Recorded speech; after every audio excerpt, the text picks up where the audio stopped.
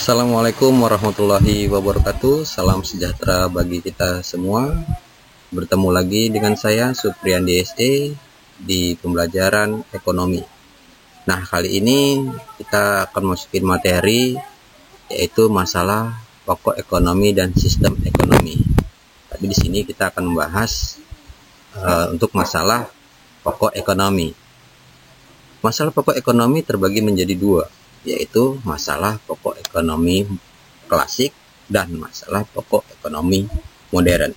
Saksikan terus tayangan berikut ini, kita akan bahas materi berikut ini. Masalah pokok ekonomi klasik. Menurut teori ekonomi klasik, masalah pokok ekonomi dapat digolongkan menjadi 3 permasalahan utama. Yaitu untuk permasalahan yang pertama adalah masalah produksi. Agar dapat memenuhi kebutuhan manusia, maka barang dan jasa harus tersedia. Demi memenuhi hal ini, produsen harus mengetahui barang dan jasa apa saja yang dibutuhkan masyarakat. Yang kedua, masalah distribusi. Masalah ini adalah bagaimana produk bisa didistribusi secara baik sehingga sampai ke tangan konsumen. Dan yang ketiga, masalah ekonomi. Setelah barang dan jasa sampai di konsumen, permasalahan selanjutnya adalah apakah barang tersebut akan dikonsumsi atau malah terbuang sia-sia karena harganya tidak terjangkau. Ini juga menjadi permasalahan lain yang harus bisa dijawab oleh produsen selaku membuat produk. Di sisi lain, sebagai konsumen, kita harus bisa meningkatkan pendapatan supaya dapat menjangkau produk yang kita inginkan. Masalah pokok ekonomi modern. Ada 3 masalah utama dalam ekonomi modern. Adapun masalah-masalah tersebut sebagai berikut. Yang pertama, what? Atau barang dan jasa apa yang diproduksi dan seberapa banyak.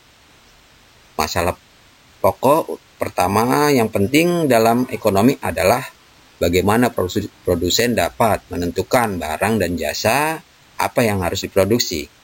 Selain itu, banyaknya jumlah produk juga harus diperhitungkan. Kenapa? Ini tentu karena kalau sampai salah perhitungan, produsen akan mengalami kerugian.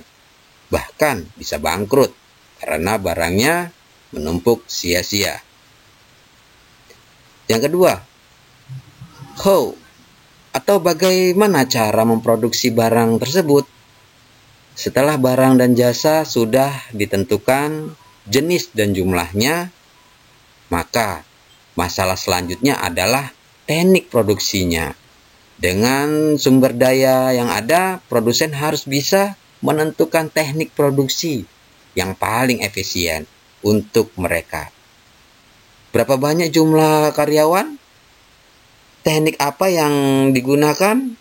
Selain itu, produsen juga harus bisa menentukan apakah akan memproduksi dengan tenaga manusia atau bantuan mesin. Yang ketiga adalah for whom. Untuk siapa barang tersebut diproduksi. Masalah ini menyangkut soal siapa yang memerlukan barang atau jasa dan siapa yang akan ikut menikmati hasilnya. Pada dasarnya, keuntungan dari barang dan jasa yang diproduksi bukan hanya untuk konsumen saja, melainkan ada pihak-pihak lain yang menerima keuntungan, seperti misalnya karyawan akan menerima pendapatan. Pemilik bahan baku akan mendapat upah. Pemilik modal akan menerima bunga modal. Dan tentunya produsen juga akan menerima keuntungan dari hasil penjualan produknya. Oleh karena itu, masalah ini sangat berkaitan dengan siapa saja yang mendapat untung dari diproduksinya barang dan jasa, sehingga produsen harus bisa menyelesaikan masalah ini. Baik Anda semua, sampai di sini dulu pembahasan materi kita kali ini ya. Saksikan tayangan berikutnya di materi-materi selanjutnya. Dan saya ucapkan terima kasih sudah menyaksikan tayangan ini sampai selesai. Tetap semangat, tetap berkarya, tetap berinovasi, tetap di rumah aja. Salam dari SMA, Think Smart. Assalamualaikum warahmatullahi wabarakatuh.